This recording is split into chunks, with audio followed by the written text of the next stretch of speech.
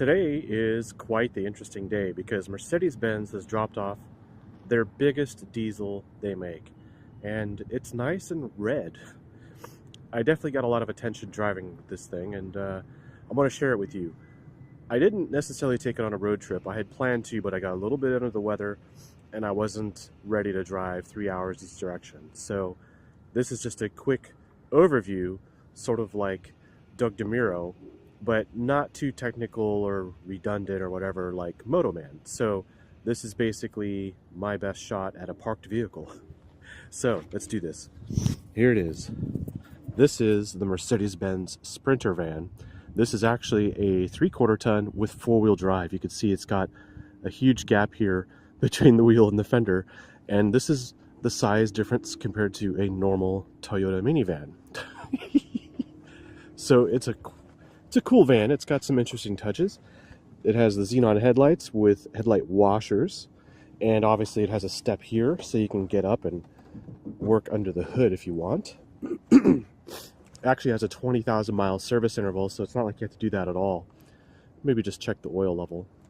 It is a diesel. It's a 6-cylinder diesel. It is a powerhouse. You'll notice pretty Spartan inside. We'll get to that in a second. Huge towing size mirrors. And I don't know if you can see that, but look at where the door handle is. It's almost at the height of my shoulder. So when you open up the truck, I'm going to call it a truck. We know it's a van, right? Here's the key. Pretty basic, almost really old school 90s Mercedes-Benz style here. Open it up. Look at how high the seat is. So the seat is, it's almost like when getting in and out of this thing, I almost feel like a 3-year-old getting in and out of the high chair by myself. Oh yeah, look at the cute 3-year-old climbing in and out with his little cowboy boots.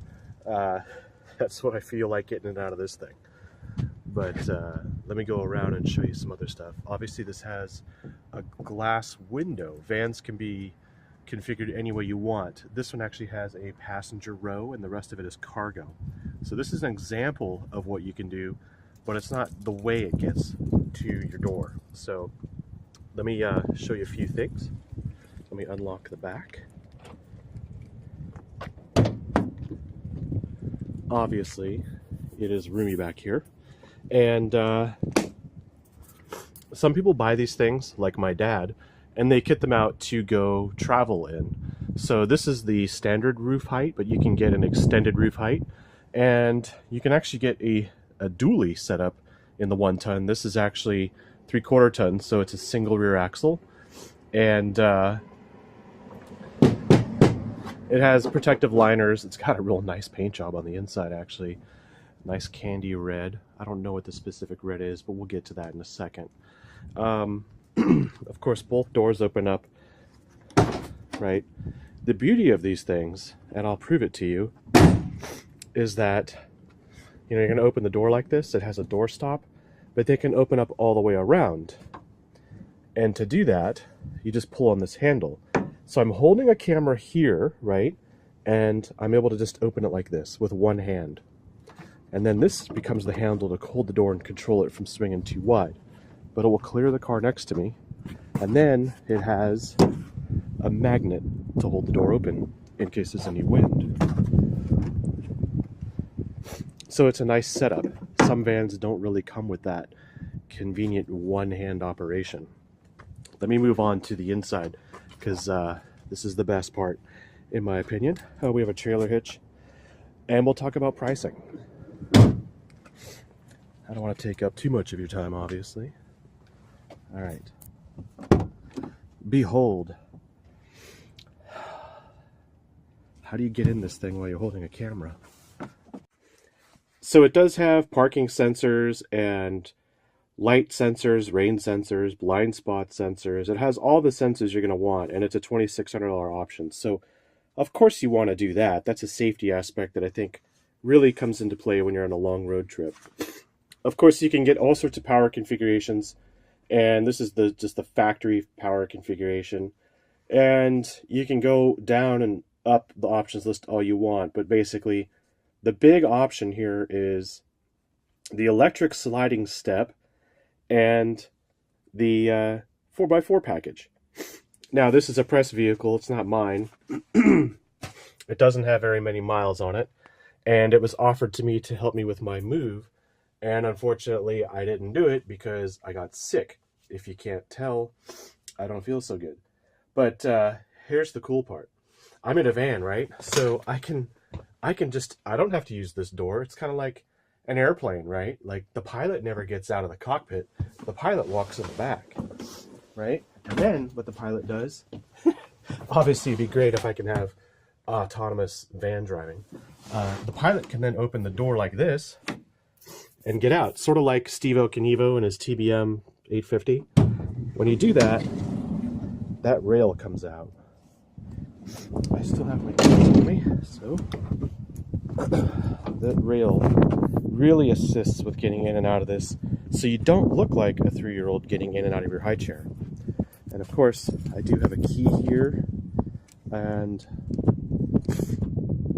let me close this.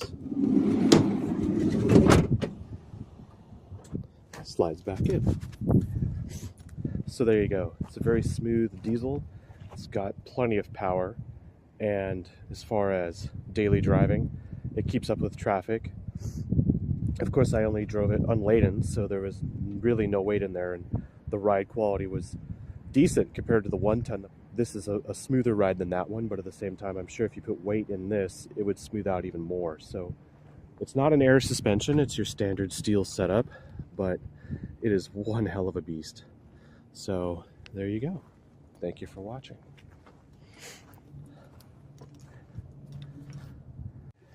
Now on the passenger side, you see we have a toolkit box, and the seats are raised on these platforms. You can actually get swivel mounts for these, so you can turn them around if you wanted to turn this into a camper, which I would recommend.